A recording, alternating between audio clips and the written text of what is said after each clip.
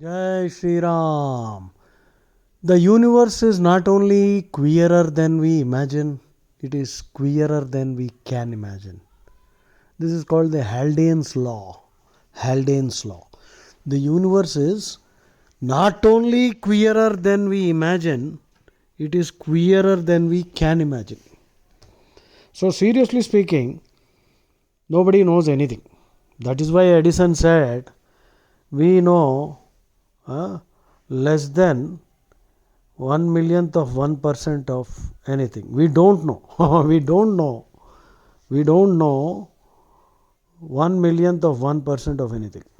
That is so true. But we are also arrogant. We have many religions. By some estimates, it is said that there are 4,300 religions in the world. 4,300 religions. We know only a few names, right? Major religions. And everyone is convinced that their religion is correct. Only Hinduism will tell you that we have our own theories, but we don't know the whole truth. In fact, we don't know anything. Yato vacho nivartante aprapya manasasaha.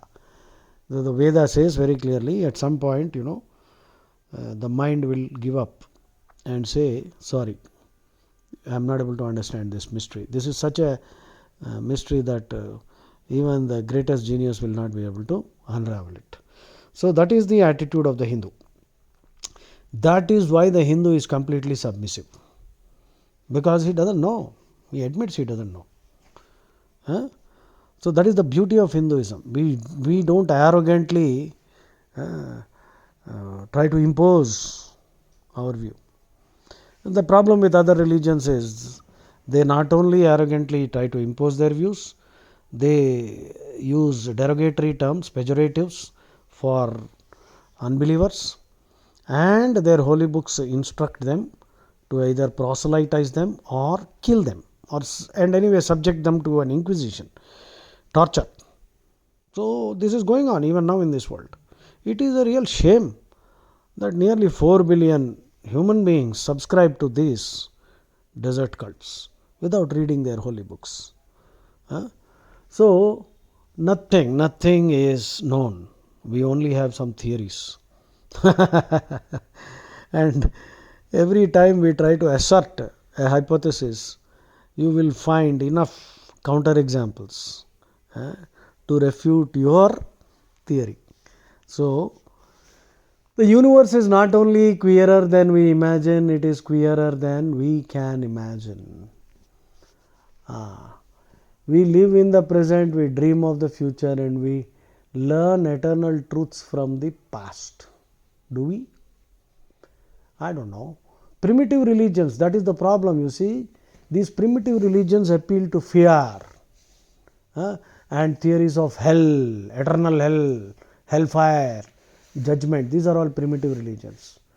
The Bhagavad Gita will ignite respect for yourself. Atma Gauravam.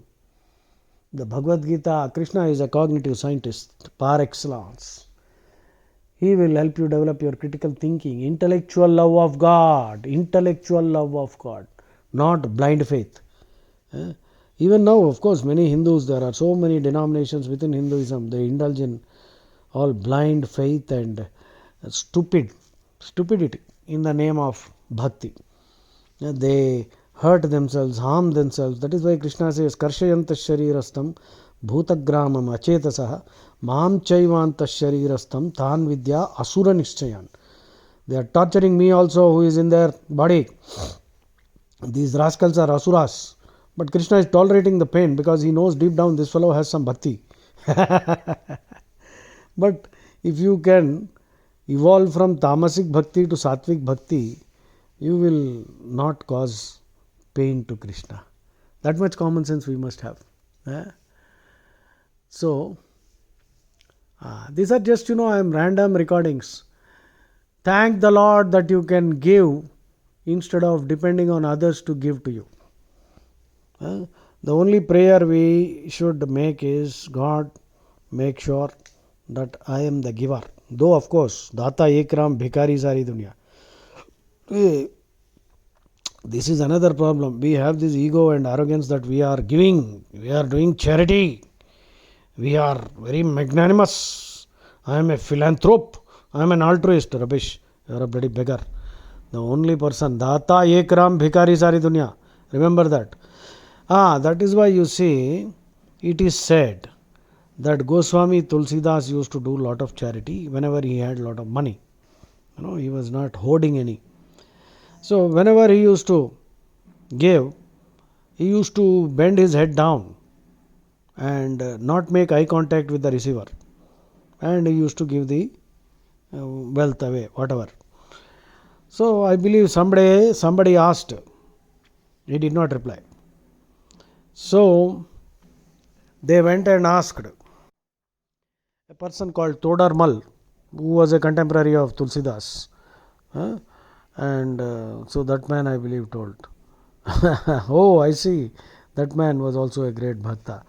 So he said, Tulsidas would not look into the eyes of the receiver, because if when you are doing charity and giving money, and if you look into the eyes of the receiver, you can see gratitude in the eyes of the receiver, and that in turn will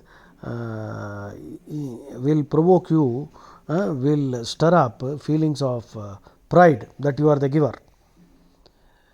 To avoid the possibility of pride creeping into his mind, he would not look into the eyes of the receiver. In fact, he was feeling ashamed, looking down and just simply giving it away. Because deep down he knew, Data ek ram, bhikari sari dunya. If we have the opportunity to give something to somebody, we should consider ourselves very blessed, because Rama has given that opportunity to us and the ability to us. That is why, in the Mahabharata you have this sloka, Shatam vihaya bhoktavyam. Give up 100 things and eat, take food at the right time, because your body is your eternal companion, not eternal companion, at least in this life, that is the. So you have to treat the body with respect. Otherwise, paropakaradham idam shariram. If you don't preserve the body, how can you do paropakaram? So, shatam vihaya bhoktavyam sahasram snanamacharit. Avoid 1,000 things, but take a bath regularly. These days, many people are taking bath only once in a week. Bloody rascals. Lot of water is available. You are not in Sahara Desert now. You should actually take 2 baths. So very important. Bath has a very deep cleansing, spiritual, therapeutic effect. So shatam vihaya bhoktavyam sahasram snanamacharit laksham vihaya datavyam kotim tyaktva harim bhajet. So give up 1,00,000 things and do charity. That means give something to somebody who needs that thing. Apatra danam should not be done. Don't give anything to a person who doesn't deserve it. If you are doing that, then you are only pampering your ego. Don't massage your ego with stupid acts of charity. And annadanam also can be dangerous. Many people foolishly think that annadanam is very good. Suppose you do annadanam and somebody eats the food and feels very strong and kills a cow. You will get a share in that papa. So annadanam, and suppose you are feeding annadanam nicely and people are eating happily, and they are stealing, and with the money that they are stealing or begging somewhere, they are buying alcohol. They are drinking that and happily they are eating the food. That means you have provided them free food so that they don't work and they become parasites, they beg. So you are encouraging parasitism in society. You will go to hell. You will experience hell. You will yourself become like one of them begging. After doing all this charity, imagine becoming a beggar. I see this happening, many places in India. We find annadanam being done. If you are doing annadanam to a genuine sadhu, who is seriously doing something to uplift society spiritually, then it is worthwhile. Otherwise, ask them to do shramadhanam and then you do annadanam. That means they must take a jadu and sweep the road They must plant some trees. They must do at least 2 hours minimum hard work. After that, food will be available to you. And somebody should be there to observe whether they are doing this work. Otherwise, you are incurring papam. So, only by deep study of Bhagavad Gita, you will develop true spiritual attitudes and moral principles which are of universal validity. The Gita is the best source of universal moral principles and spiritual attitudes. Okay, next, Guru. All jokers can't be gurus. That's why Shankaracharya said, Jatila Mundi, Lunchita Kesha, Kashayambara, Bahukruta Vesha, Pashyannapi na Pashyati, Mudha, Udara Nimittam, Bahukruta Vesha. All these bloody fake gurus are doing it simply to feed themselves. Who is the real guru? In Guru Gita, the shloka is Gukarascha andhakarohi rukarasteja uchyate Ajnana grasakam brahma gurureva na samshayaha. Gu means darkness. In English, gu means anything sticky. Hindi, gu means shit. So, gu means darkness. Ru means light. Guru means one who removes the darkness of ignorance. And you will find that most of the gurus that you find today, barring some, most of them are actually spreading darkness, ignorance. Guru Govind Dovu Khade, Kake Lagu Pai. Kake Lagu Pai, Kabir said. Balihari Guru Apno. Balihari Guru Apno Govind Diyo Batai. So Guru and Govinda are there. They are standing in front of me. Who should I, whose feet should I touch first? Whom should I do obeisance first?